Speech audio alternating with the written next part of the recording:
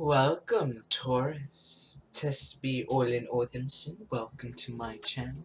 I shall bringing unto you a fortnightly message from above unto the below, and we shall see what message wants to come through immediately. Let's see. Fairies, please assist us with the message that wants to be brought forward. A message that I shall deliver. What wants to unfold here? What story shall be playing here? Awesome. We have the feline. Okay, immediately. There is... With this card, I am getting, lots of ties. Lots of ties. Interesting. Lots of loose ends. Lots of, whoever I'm connecting with, it seems like there's a lot of things that you have to get done. It feels like interesting. All right. Oh, already touching on it. There feels like a lot of things that has to get done here. It almost seems like a little too much to handle. You can see, I can almost see like strain on their back. There's a lot of I'm hearing the word tedious. There's a lot of studying, perhaps. For some, there's like a lot of studying that must be done or to be done, or lots of activity that you're going through. And I'm just feeling, oh, I'm feeling whoever this is, there's a lot of tiredness. I'm really feeling this for whomever I'm connecting with. It's very sweet because it's almost like you've taken on so much that... Oh, interesting. Okay. Alright, I'm seeing this fairy in my head now, just after a long week. It's interesting to receive the energy of this card this way. After a long week, or just after a lot of work, there seems to be this, I'm just gonna reenact it real quick. So it's like, doing all the work, getting to business, time goes by, and then you just look at the mirror and you're just like, oh shit, like, damn. We forgot to rest a bit over here, whatever this is. Interesting, yeah. We just have a further confirmation over here with Ipana's wild daughter. There seems to be this mixed energies with a lot that needs to get done, mixed with dwelling on that too much, dwelling on what must get done too much. It's almost like, so for whomever I'm connecting with, I'm going to try to make sense for uh, in a human situation. So almost like you started 10 projects, and every day you make sure that at least one thing gets done in each of those 10 projects. You're trying to do 10 things at once. Meanwhile, the advice here, the advice that I'm getting for the individuals that I'm connecting with, is to completely focus on one thing in totality, as if nothing else in the world matters but that one thing. So if it's self-care, then it doesn't even, that's the thing, it's all about intent and energy. So if your intent and energy is completely focused on self-care, then you completely take however much time you need to, I don't know, mop the floor or something like that. That's just an example. For some, it's almost like, let's say you're trying to write something. Let's just use that for example. Let's say you're trying to write a book, and you felt like you needed to do all 10 chapters in one day just because you don't want to let this moment of inspiration fly away from you. Instead, it's completely focused on one chapter, right? That whole entire chapter, edit it, don't just move on to the next one. Completely edit that chapter so you don't have to go back to that chapter and edit it, and then you've already completed chapters, but since you went back to edit that one chapter, it's like, wait, since I changed that, that means I have to change all of that in those other 10 chapters, if that makes sense. Yeah, it seems dwelling too much on all that needs to get done with Ipana over here is detrimental to the process.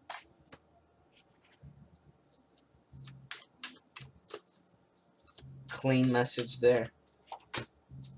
Clean message there, yes. Death. Interesting. So this is just enhancing that message over here. There is this learning process. There's this learning process with, excuse me, there is this learning process with communication, since I burped, there's this learning process with communication with your internal self, with, Jesus, so itchy, with this, process of creation, with this process of finishing projects, with this process of not leaving any loose ends behind. And it's not, I want to emphasize this. It's what they're wanting me to emphasize. It's okay if you suddenly realize, if you suddenly look back and then, oh, you just realize you have all of this work that has to get done. There is no pressure in getting all of it done in a single day. That is impossible. We're human. We're human. That's where they say enjoy. That's where I respect artists who can just paint an entire canvas. They enjoy the little details. They already see the big picture. They already see the entire painting done. So when they do the little details, they're just enjoying it. Sorry, okay, excuse that. Wow! Yeah, there's just this emphasis on that is what matters here, not what all that needs to get done. The only thing that matters is the pieces of the puzzle. It's all contributing to the puzzle, but you just need to only focus on one at a time, and then that's why they say making food with love. You know, when you know how they say you're like, everybody thinks that they're pretty much all mothers who cook, like the food that they make somehow is just majestic. Like how do they do that? It's because they take their time. Let me just, the crystal was down, right, and then just faced it upwards. But excuse that, but they just take their time. That's what the phrase means, making food with love. That's what the phrase means. Making food with love. You take the time, you cut it in little pieces. It's all of that. It's all of that. I don't want to drag that message out, but yeah, there's that death process of learning how to do that. And learning this process doesn't happen overnight too, so you don't have to immediately focus on focusing on the little details so much. Like if you can only do that 20 minutes a day, because there are certain people who just can't sit still, and they're like, after 5 minutes of meditation, it's like, oh, I can't. There are those types of people and there is no judgment in that at all. It's a process. Nobody just instantly, I once had a philosophy, what was it?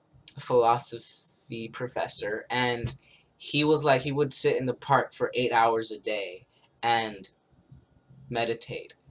And you know, everyone in the classroom was like, okay.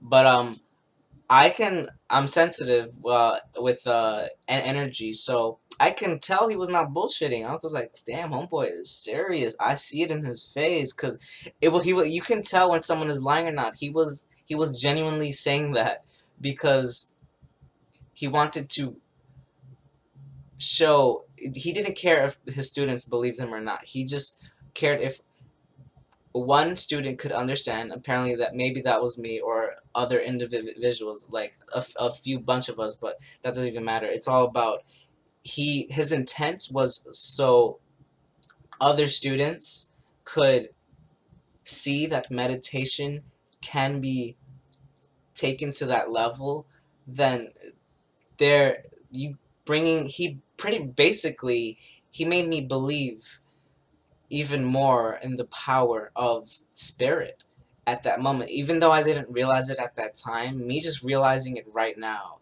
is kind of, I can literally feel my brain headachy right now because it's as if the vibration just increased as I realized that. Just how much that impacted me subconsciously. Now that I have brought it to the conscious mind, it's it's even louder. And I just respect him so much. I never told him this. I actually only went to like 4 of his classes and just stopped going. That's around the time I just dropped out. But he was all about he was a I don't think he'll be I don't think he'll be watching this. Jesus, I don't think he'll be watching this. But he was talking about, this is story time real quick. But he was all about he said that he could actually hear people's thoughts and stuff. And I genuinely believed him because I felt like he could read mine. Because he didn't, when I would miss his classes, he wouldn't be pissed at all. It was almost like he was reading my mind, and I was like, okay, if you're reading, I was literally talking to, I was like, okay, if you're reading my mind right now, you probably won't be upset. And there was this whole conversation. It was something that, it's these things you can't confirm, you just have to believe. But yeah, that's that guy. That's that guy. But anyways, that death process, learning of how to understand spirit, learning how to understand yourself, most importantly, there seems to be, all in all, an understanding of how you were a Taurus. There seems to be an understanding of how you operate in this physical reality. I want to pull a random one real quick. Yep. There's this coming, there is this reflection that you're having of understanding this other side of yourself that has been difficult to manage up until now. For some reason, there seems to be this energy that you have encountered recently that is helping you manage this this part of yourself. And this other energy seems to be Ipana. This energy of looking or dwelling too much on the past, but it almost seems to be, it's just very positive here. We're getting Ipana in a very positive light. Although homegirl can be annoying sometimes, she or he, whatever this is in this rel dynamic relationship, or relationship in work, home, love life, whatever this is. Now I'm getting, this might be another individual in your life, a group of people, whatever this is. Yep, now this is this message is getting louder, but there is this other party, whatever it is, helping you realize not something that you didn't realize before, but almost like looking deeper into the mirror and seeing how you can operate with a clear mind, it seems. So that death, that very transformation process. You might be dealing with a Scorpio. We just have death, Ipanas, a lot of darkness energy. Not that Scorpios are dark. They just work a lot in the subconscious realms. That being said, moving back to the Fawn card, this is nature. This is whatever is unfolding right now is it's a natural process of growth. Excuse me as we drink some water.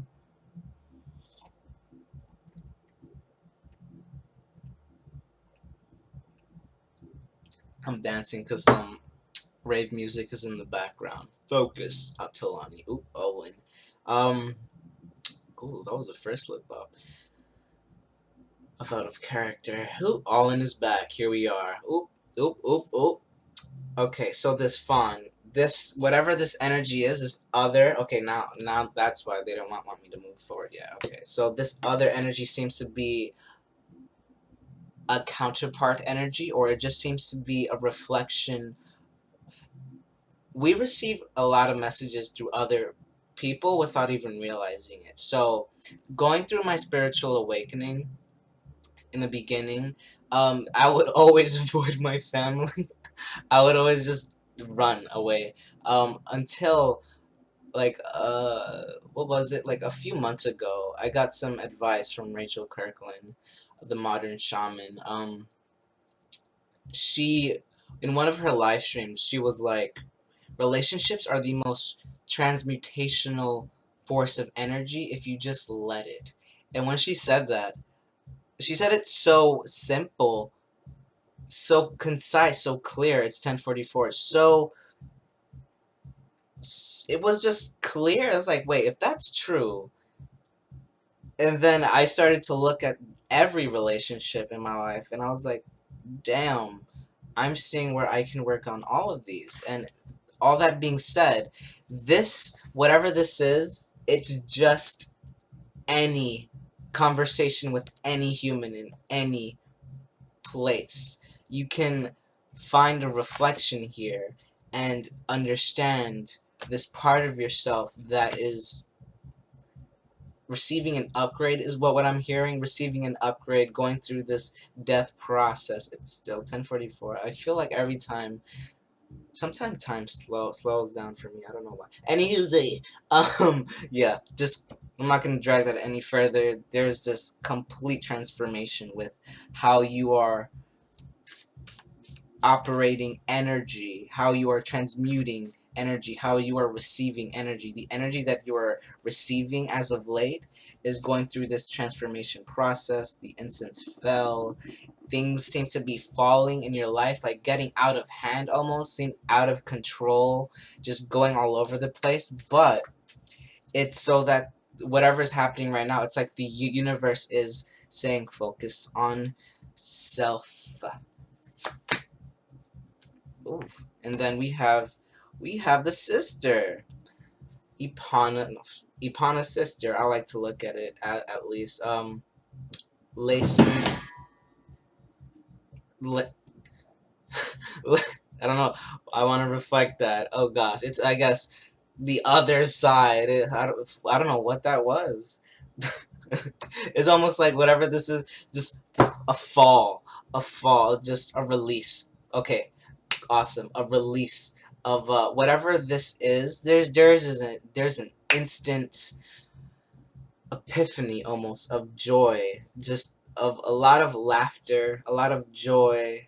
Lace the Moon's daughter, she's very giddy with her healing. Ipana, very straightforward. She's like, listen, she'll put all the pressure on her back. Look, that's actually really cool.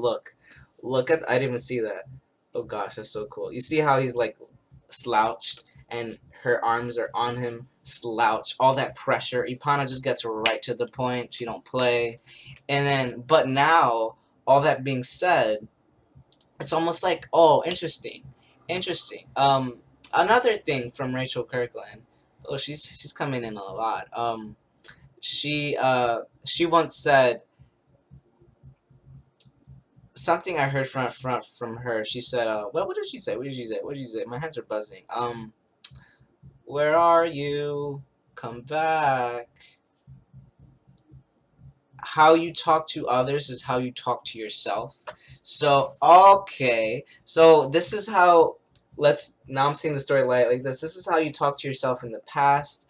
A little abrupt, too forceful. But this death process, you're understanding that since every relationship is a relationship with yourself, you're now taking it from a lighter perspective and now just giving it a joyful energy. Now you're just giving it, oh, now my body is buzzing but in a light frequency. Now everything is given in a lighter laughter, almost inner child, but a mature inner child in a way. It's interesting. It's a mature inner child that doesn't go too far. It does just enough, gives just enough time, just does enough.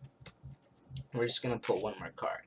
Yep, there's that complete 360. Look, they're even going in the same direction. They're even going in the same direction. So from talking to thyself in this way to from this dense way, maybe, for example, it's like, why did you do that? It's not okay that you did that. Come on, man, you can do better. From, oh, it's okay, man. You'll do better next time. You just, that's what you did at that moment, and then, just instantly going from that to that.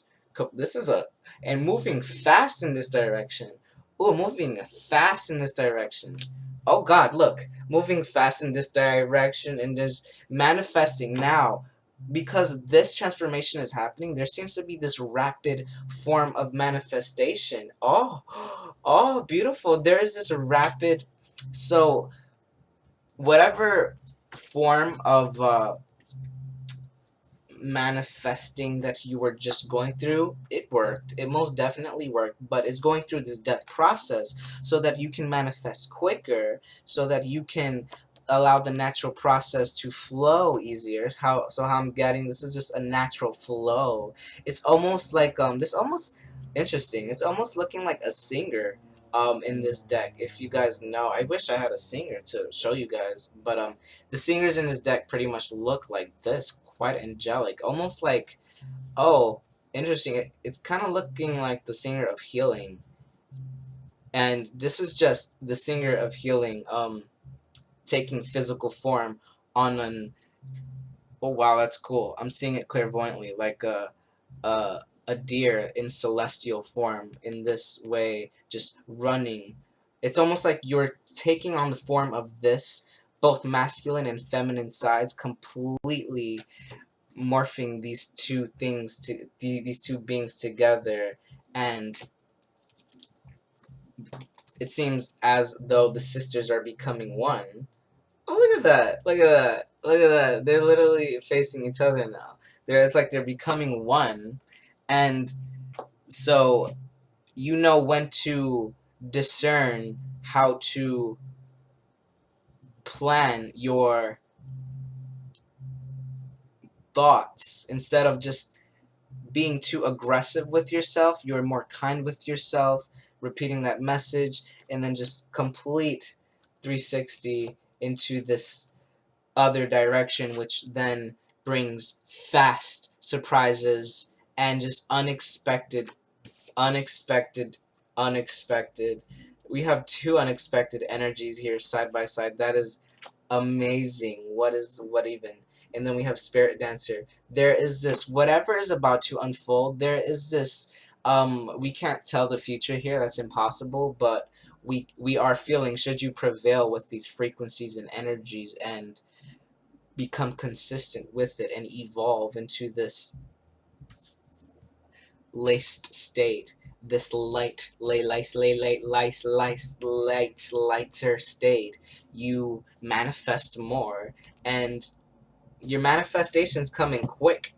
Literally, we have the gotcha card right next to the explosion of Big Bang, when the universe was created in a moment, in a second. And I'm looking at 51, and what I get with 51, uh, beginnings. The numerology of 1 is just new beginnings. Your thoughts are manifesting quickly. Right next to 5, change. And then we have 52. It's bringing the two worlds into one place, unexpected events, and then just free flight in this frequency.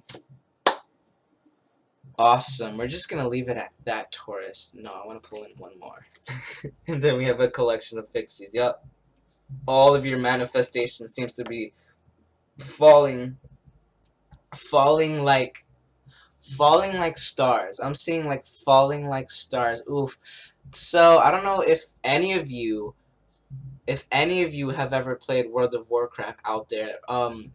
There is this Moonkin owl form that has this celestial spell that once it's in the celestial realms, the stars just fall around it. And I didn't have to say that, but I just love the imagery of that. So like the stars fall periodically, like the entire time the druid is in that form, it stays in that, and it continuously receives blessings, stars. The stars just fall repeatedly.